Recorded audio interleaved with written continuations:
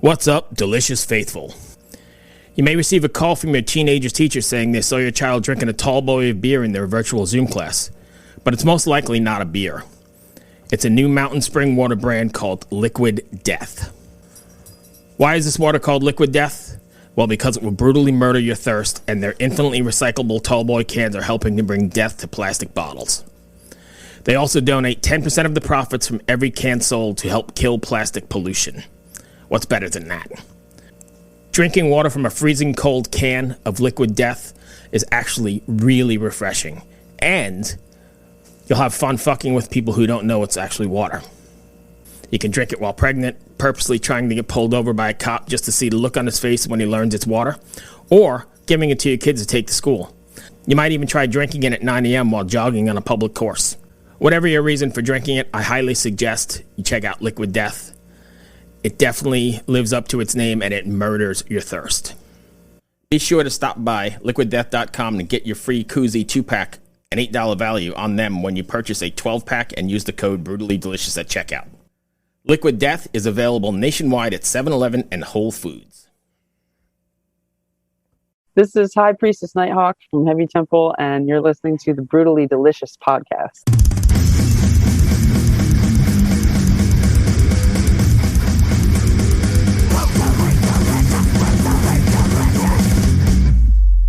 Well, cool. Thanks for taking the time. I appreciate it. Sure. So I guess the easiest way to jump in is, can you give us the 2-sentence elevator pitch of Heavy Temple? Oh shit, man. Yeah, I don't know. We just like to shred, and play what feels good to us, and hopefully, other people think that feels good too. We've been pretty lucky so far in the response, so I think we're on the right track. But right. I don't know, if you like good energy and you like to have a good time, then I would hope that we're the band for you. Okay. Desert Through the Trees. Yes. Has the response been pretty good? Yeah. So far? Yeah, absolutely. I was hesitant actually about putting that out as a single, only because I felt like there was part of me that felt like that was kind of the strongest song on the album. Right. And I didn't want to ruin the surprise. But I think if that's this album is kind of it's got a couple different things going on. And I think that song is representative, just like one vibe of the record. Besides the heaviness and the grooviness or whatever, there's also a pretty heavy message going on through these songs as well, right? Yeah. Yeah. I mean, it's been interesting to be asked questions and seeing that like people, I guess, are actually paying attention, right, to what it is that I'm saying. And it's the lyrics are more, I'm just kind of drawing from personal experience, because I had been very unhappy in relationships, and I guess I kind of just like I figured out why that was. I figured out what was missing, and then I met someone who kind of like ticked all those boxes, and this person was the one who showed me that Angela Carter story.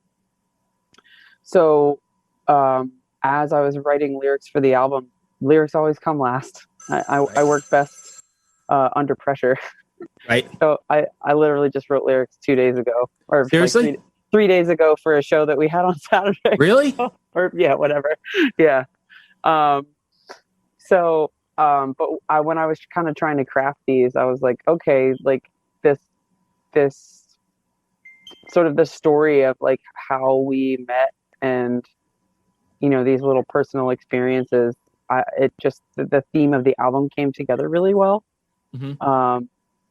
So yeah, I mean, ultimately, as much as I don't want to talk about being a woman, it's just one of those things that that you end up talking about anyway. Right.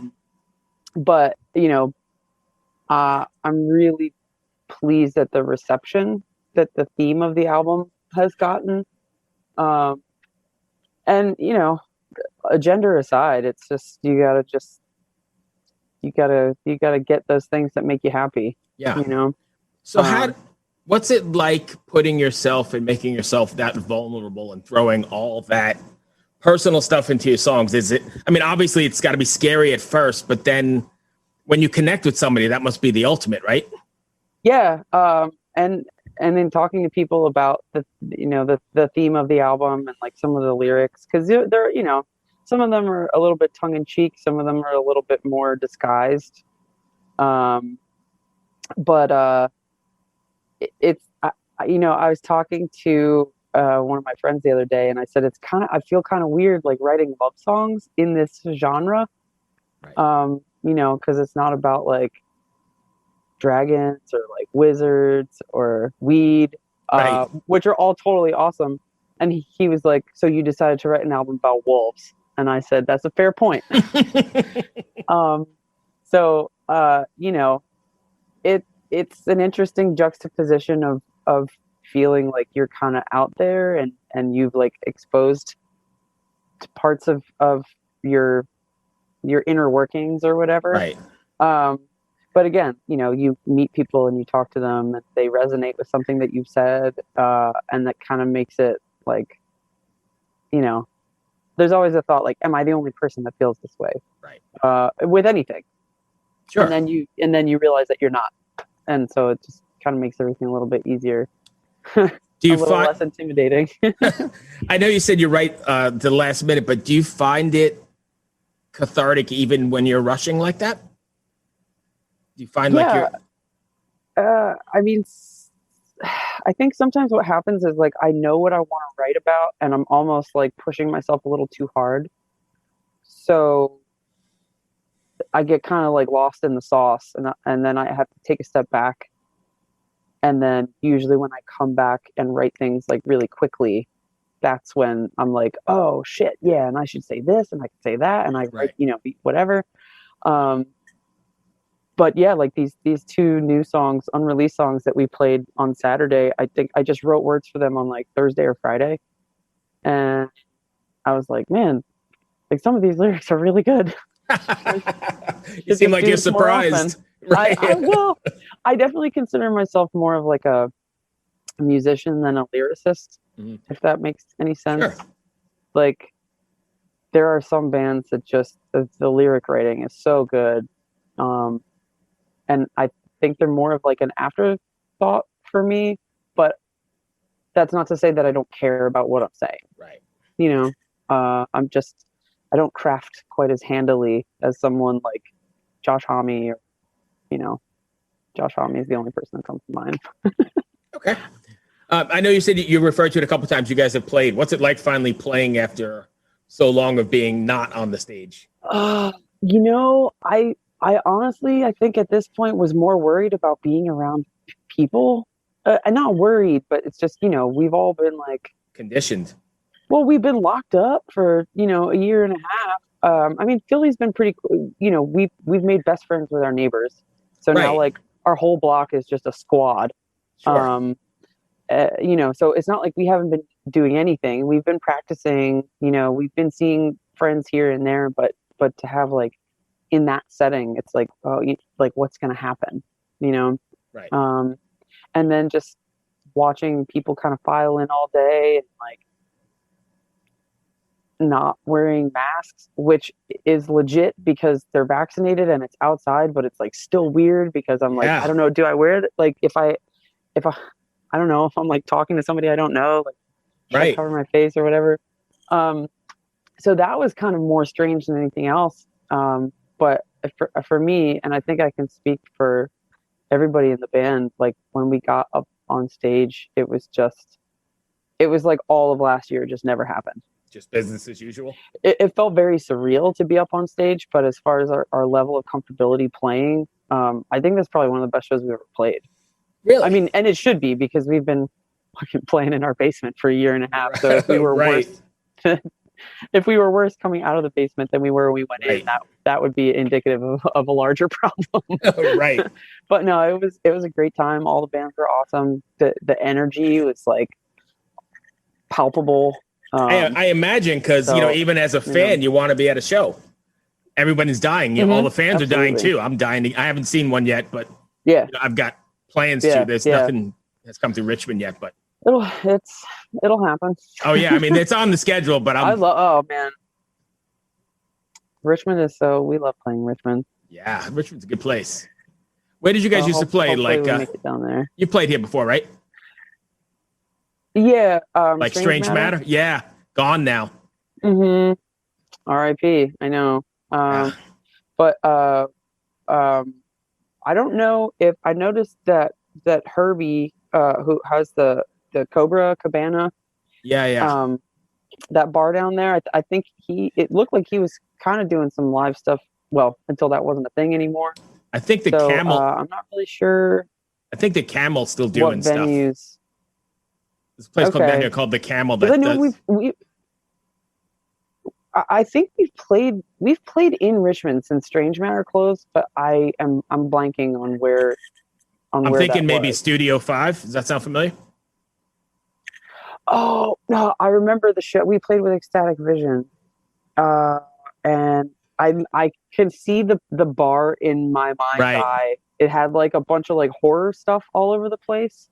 The Guar Bar? No, shit, man. It'll come back to me. Probably after this interview wraps up. Right. After the interview wraps up, it will immediately come back to me. Right. So what do you have planned going forward? Are you going to be, well, let me back up for a second. The music business has sort of had to reinvent itself, right? Everybody's going to this like single a month instead of actual physical copies or albums or that sort of thing. Are you guys going to be doing that as well with, you know, releasing singles as you go along? You know, that's something that we talked about. And I think everybody's had to sort of reevaluate what they want to do or their priorities as far as being in a band or releasing music, even if you're not planning on playing out or whatever. Right. So, I mean, we pretty much have another album written. So the fact that we like didn't that we couldn't play shows. You took advantage of that time. Yeah, almost kind of worked in our favor because we were just so hectic. We were like playing all the time, and then we always say we're going to write stuff, and we never write anything. And so, you know, we have definitely talked about maybe just doing singles here and there, because sometimes you write something and you're like, fuck it, like I don't want to sit on this for another 6 months. I just want to put it out. And that's what people did that all the time, you know, before whatever that shift was. Yeah. You know, there's always people putting out singles with a B-side. Right. And especially in hip hop, I mean, it's how you stay relevant, especially now when people haven't been going to shows. And I think it's still important, as shows start coming back, but we're not really like in full swing the way that we used to. Right. You know, people still want to hear what you're doing. I think people who, you know, folks who listen to heavy music are probably some of the most like voracious consumers of music. And there's like so much support, and it's such a great scene. It's like I'm always excited when I see that people are putting stuff out. Yeah. So whether or not we'll do singles, personally, I don't know, but I think it's a great idea just to keep doing it, you know? I think, just the last year has made that almost a necessity. Yeah, because without being on the road or anything, you've got to be doing either something like that or live streaming. Have you guys done anything like that? We've done 3. I think we've done 3. We did 2 live streams for the Mutants of the Monster digital fest that they had, and then we did one for Magnetic Eye a couple weeks ago, and we actually have we're doing a playthrough of the album for Jam in the Van, and that will be that'll be this Friday. Oh, like in a couple days? So when you say a playthrough, I'm not familiar. Is that you're going to play the record top to bottom? Yeah, we're just playing that. So some of the other live streams, we've played songs from our last album and then played some new stuff. Right. But this is just, front to back Lupi Morris. So that'll be cool. You guys? We'll see how that turns out. Are you prepared for it then if you're worried about it in 3 days from now? No, I mean, we pre-recorded it. I just haven't seen or heard it yet. Oh, okay. I'm pretty sure it's going to be awesome. Gotcha. Because the audio and video guys that we have are good at what they do. So, we'll see what shakes out. What do you guys have planned after what's next for you guys for Heavy Temple? That's a good question. We're playing Muddy Roots in, I guess that's September.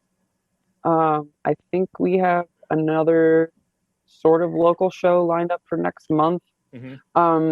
It was hard to map out because we really wanted to tour to support this album.